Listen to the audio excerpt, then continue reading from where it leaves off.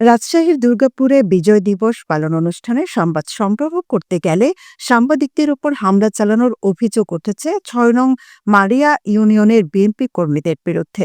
সোমবার রাত ৯:৩০টার দিকে উপজেলার পালি গ্রামে এই হামলার ঘটনা ঘটে। পরে গুরুতর আহত অবস্থায় ওই সাংবাদিককে উদ্ধার করে দুর্গাপুর উপজেলা স্বাস্থ্য কমপ্লেক্সে ভর্তি করেন স্থানীয়রা।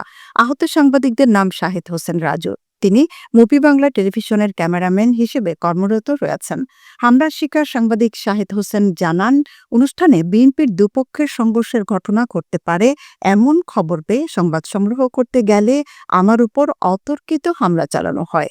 হামলাকারীদের দ্রুত গ্রেপ্তার করে আইনের আওতায় আনার জোর দাবি জানান আহত সাংবাদিক।